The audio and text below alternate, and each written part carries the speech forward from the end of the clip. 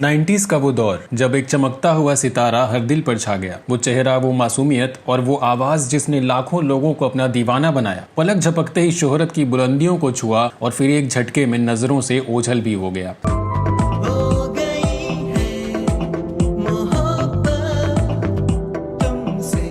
जी हाँ, हम बात कर रहे हैं नकुल कपूर की। वो शख्स जो रातों रात स्टारडम का दूसरा नाम बन गया। तुमसे अच्छा कौन है का वो हीरो जिसके गानों ने मोहब्बत की एक नई धुन छेड़ दी थी। चांद तारे फूल शबनम तुमसे अच्छा। लेकिन दोस्तों, कामयाबी की उस चकाचौंध के पीछे एक ऐसा तूफान भी छिपा था जिसने सबको हैरान कर दिया। आखिर कहाँ गायब हो गए नकुल कपूर जब इनका सितारा बुलंदी पर था? क्यों सालों तक इन्हें जिंदा लाश मान लिया गया?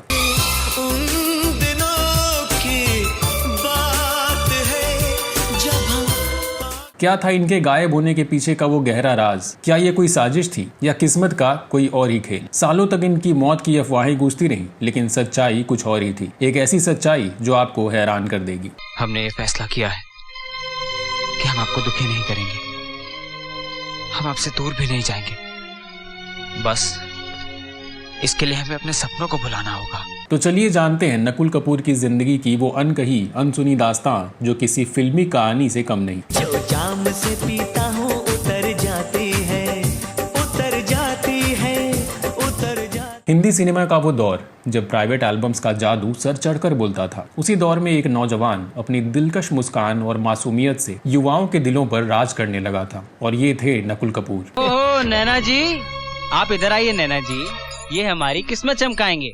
चमकाइए है, चमकाइए, आज आप हमारी किस्मत चमका दीजिए। नकुल का जन्म 11 जुलाई 1974 को दिल्ली में हुआ। बहुत कम लोगों को ही पता होगा कि नकुल ने कभी फिल्मों में आने या एक्टिंग के बारे में सोचा भी नहीं था। इनकी दुनिया तो पानी की लहरों और खेल के मैदानों के इर्द गिर्द ही घूमती थी। दिल्ली के प्रतिष्ठित मॉडर्न स्कूल में पढ़ते हुए नकुल का इंटरेस्ट खेलों की तरफ, खासकर वाटर स्पोर्ट्स की तरफ हुआ, और छोटी उम्र से ही इन्होंने वाटर डाइविंग सीखना शुरू कर दिया। पढ़ाई के साथ साथ ये पानी में गोते लगाने की कला में माहिर होते चले गए। इनकी लगन और मेहनत रंग लाई और नकुल इतने बेहतरीन डाइवर बन गए कि इन्होंने देश की सबसे बड़ी प्रतियोगिता जीतकर वाटर डाइविंग में नेशनल लेवल चैंपियन होने का गौरव भी हासिल किया। ऐसा लगता था कि खेल ही इनका भविष्य है, लेकिन किस्मत ने इनके लिए कुछ और ही लिखा था। डाइविंग तो मानो इनकी मंजिल तक पहुंचने का एक जरिया ही था। नकुल बचपन से ही काफी हैंडसम और अट्रैक्टिव भी थे। इनके दोस्त अक्सर इन्हें छेड़ते थे कि मॉडलिंग क्यों नहीं कर लेते, खूब नाम कमाओ और पैसा कमाओगे। दोस्तों की बात मानकर नकुल ने अपनी कुछ फोटोज एक मॉडलिंग एजेंसी को भेज दी, और कहते हैं कि जब किस्मत मेहरबान होती है तो रास्ते अपने आप बन जाते हैं। जल्द ही एक मॉडलिंग एजेंसी ने इन्हें ऑफर भी दे दिया और नकुल रातों रात एक मॉडल बन गए। किस्मत साथ देती रही और ये फेमस होते चले गए।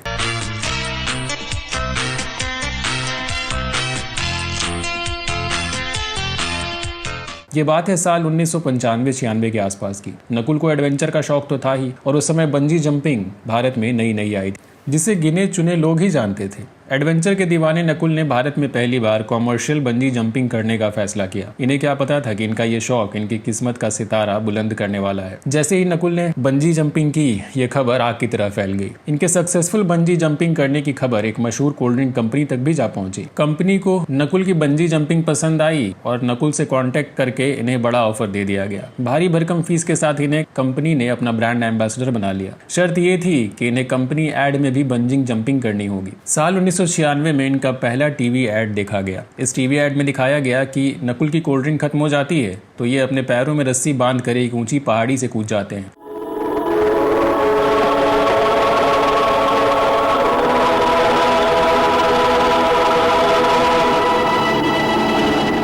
लोगों को ये ऐड ही नहीं बल्कि नकुल का अंदाज और इनकी दिलेरी भी खूब पसंद आई और ये रातों रात सेंसेशन बन गए। अगले ही साल यानी 1997 में हेलीकॉप्टर से जंप लगाने वाला नकुल का एक और टीवी ऐड आया और ये भी जबरदस्त हिट हुआ और नकुल अब घर घर में पहचाने जाने लगे। टीवी ऐड से मिली पॉपुलैरिटी ने नकुल के लिए एक और दरवाजा खोला, जो था म्यूजिक वीडियोज का। उस दौर के मशहूर संगीतकार और गायक शिबानी कश्यप और बीजो थॉमस ने इन्हें अपने प्राइवेट एल्बम हो गई है मोहब्बत तुमसे के लिए साइन कर लिया। साल 1998 में जब ये एल्बम रिलीज हुआ तो इसके टाइटल सॉन्ग हो गई है मोहब्बत तुमसे ने यूथ के बीच धूम मचा दी।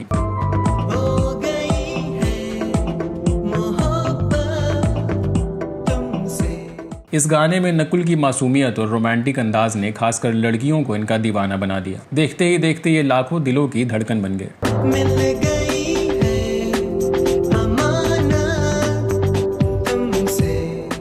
कामयाबी नकुल के कदम चूम रही थी और एक के बाद एक हिट म्यूजिक वीडियोस ने इन्हें इंडस्ट्री का चहेता चेहरा भी बना दिया। बड़ी म्यूजिक कंपनी टिप्स ने भी नकुल की पॉपुलैरिटी को देखते हुए इन्हें अपने प्रोजेक्ट्स के लिए ऑफर दिया। साल 2000 में खूबसूरत एक्ट्रेस दीप्ति भटनागर के साथ इनके एक प्राइवेट एल्बम का गीत यारी यारी रिलीज हुआ और ये गाना भी सुपरहिट हो गया।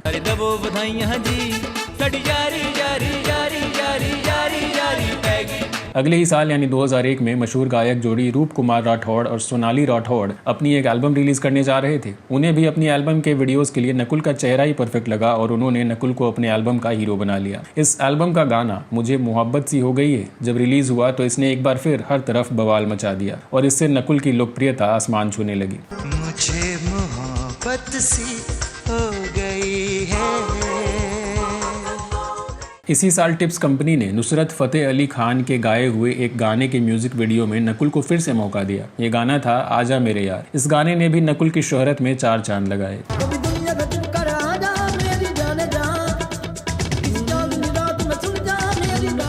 इन म्यूजिक वीडियोस ने नकुल को वो पहचान दिलाई जिसकी बदौलत अब बॉलीवुड के दरवाजे भी इनके लिए खुलने वाले थे। साल 2001 की बात है। बॉलीवुड के जाने माने प्रोड्यूसर रमेश तौरानी, जो टिप्स इंडस्ट्रीज के मालिक भी हैं, वो एक म्यूजिकल रोमांटिक फिल्म बनाने की प्लानिंग कर रहे थे जिसके लिए उन्हें एक fresh, innocent looking, talented actor की तलाश थी। अचानक उनकी नजर नकुल कपूर के एक एल्बम पर पड़ी और नकुल का अंदाज, इनकी पॉपुलैरिटी और स्क्रीन प्रेजेंस रमेश तौरानी को भा गई। फिर क्या था, ऑडिशन हुआ और नकुल को रमेश तौरानी ने अपनी फिल्म के हीरो के तौर पर चुन लिया।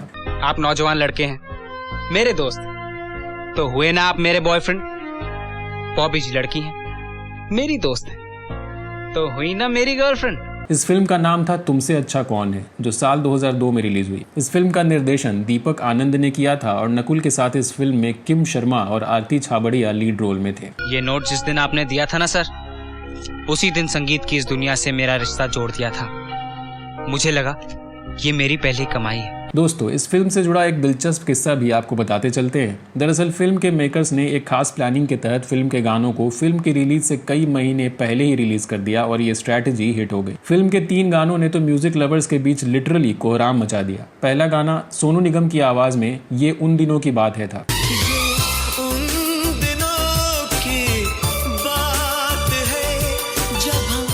दूसरा गाना फिल्म का टाइटल सॉन्ग तुमसे अच्छा कौन है भी हिट हुआ। चांद तारे फूल शबनम तुमसे अच्छा। और तीसरा कुमार सानू की दर्द भरी आवाज में गाया हुआ आंख है भरी भरी, ये उस साल का सबसे बड़ा हिट गाना बन गया। हर टूटे दिल की आवाज, हर एक तरफा आशिक का नगमा। आंख है भरी भरी और तुम।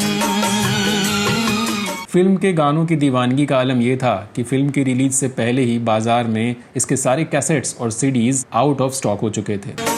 जिंदगी खफा खफा और तुम।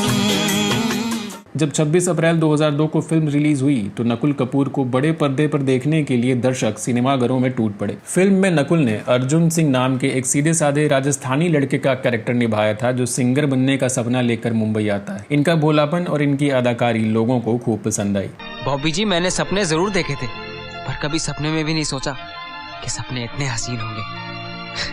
मैं कहीं खुशी से पागल ना हो जाऊं बॉबी जी। दिलचस्प बात यह है कि इसी दिन गोविंदा और रानी मुखर्जी की फिल्म प्यार दीवाना होता है भी रिलीज हुई थी, लेकिन तुमसे अच्छा कौन है कि म्यूजिक और नकुल की पॉपुलैरिटी के आगे वो फिल्म फीकी पड़ गई। आपका सितारा, आप जैसा यार मुझे चाहिए।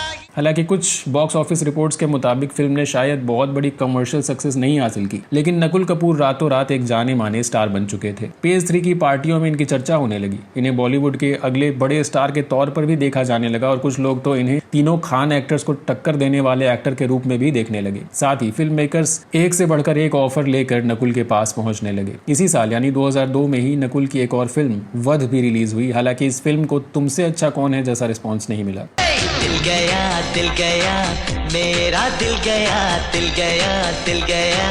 मेरा। तुमसे अच्छा कौन है की सफलता के बाद ऐसा लग रहा था कि नकुल कपूर बॉलीवुड में एक लंबी पारी खेलने आए हैं। इनके पास फिल्मों के ऑफर्स की कोई कमी नहीं थी, हर कोई इनके साथ काम करना चाहता था। लेकिन तभी अचानक कुछ ऐसा हुआ जिसकी किसी ने कल्पना भी नहीं की थी और नकुल कपूर अचानक बॉलीवुड की चमचमाती दुनिया से गायब हो गए। लोग इनकी अगली फिल्म का बेसब्री से इंतजार करते रहे। साल दर साल बीतते गए लेकिन नकुल की कोई फिल्म नहीं रिलीज हुई और ना ही इनकी कोई खबर मिल सकी। ये कहाँ गए, क्या कर रहे हैं, किसी को कुछ पता नहीं। एक चमचमाता हुआ सितारा जैसे अचानक आसमान से ओझल हो गया।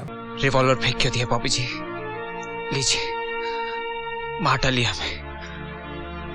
डालिए हमें बॉबी जी, ताकि आपके अंदर जो आग भड़क रही है ना, वो बुझ सके।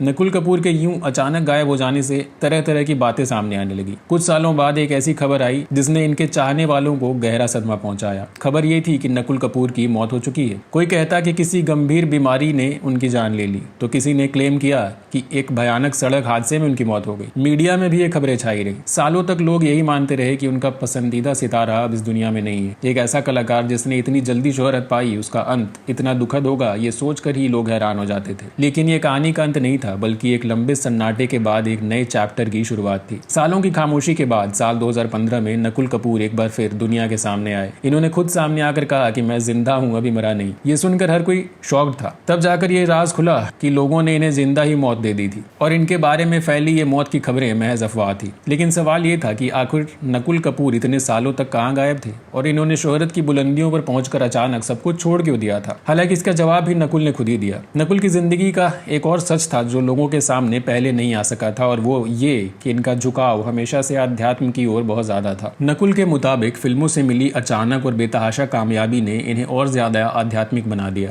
ये दौलत और शोहरत की इस चकाचौंध भरी दुनिया में खुद को कहीं खोया हुआ महसूस करने लगे थे। इन्हें मन की शांति और जीवन का असली मकसद अध्यात्म की राह पर चलकर ही मिलता हुआ दिखाई देने लगा था। इसीलिए इन्होंने अपने करियर का शिखर पर होते हुए भी सब कुछ छोड़कर अध्यात्म की राह पर चलने का फैसला किया। इन्होंने भारत छोड़ दिया और कनाडा में जाकर बस गए और अपनी पत्नी और बेटी के साथ कनाडा के वैंकूवर शहर में एक शांत और सुकून भरी जिंदगी बिताने लगे। वहां इन्होंने डिवाइन लाइट योगा नाम से एक योग सेंटर भी खोला। अब ये कनाडा में ही लोगों को, खासकर विदेशियों को, योग और अध्यात्म की शिक्षा देते रहे।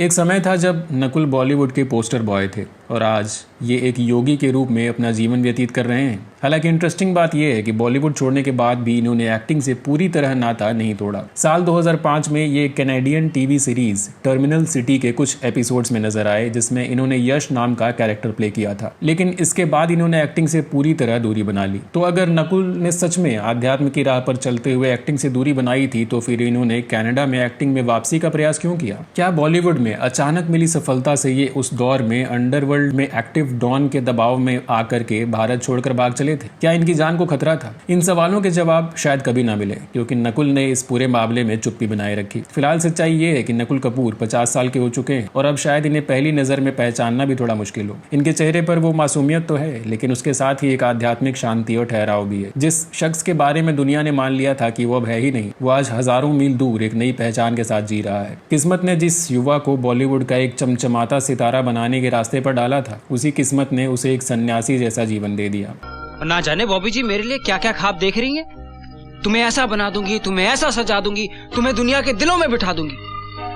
और नैना जी आज मैं इतना खुश हूँ, इतना खुश हूँ। अब आप आराम कीजिए नैना जी। नकुल कपूर की कहानी हमें सिखाती है कि जीवन में असली खुशी और शांति शायद नेम फेम से कहीं आगे है। दोस्तों, आपको नकुल कपूर कैसे लगते थे? इनका कौन सा गाना या कौन सी फिल्म आपको सबसे ज्यादा पसंद है? क्या आपको आंख है भरी भरी गाना आज भी याद है? हमें कमेंट्स में बताएं। और हाँ, अगर आपको ये कहानी पसंद आई हो तो इसे लाइक करें और शेयर करना ना भूलें। और अगर अब तक आपने हमारे चैनल को सब्सक्राइब नहीं किया है तो इसे प्लीज सब्सक्राइब भी कर लीजिएगा ताकि हम ऐसी ही दिलचस्प इंटरेस्टिंग स्टोरीज आप तक पहुंचाते रहें। बॉलीवुड की किसी बेबाक स्टोरी के साथ अगले वीडियो में आपसे फिर होगी मुलाकात। तब तक के लिए नमस्कार।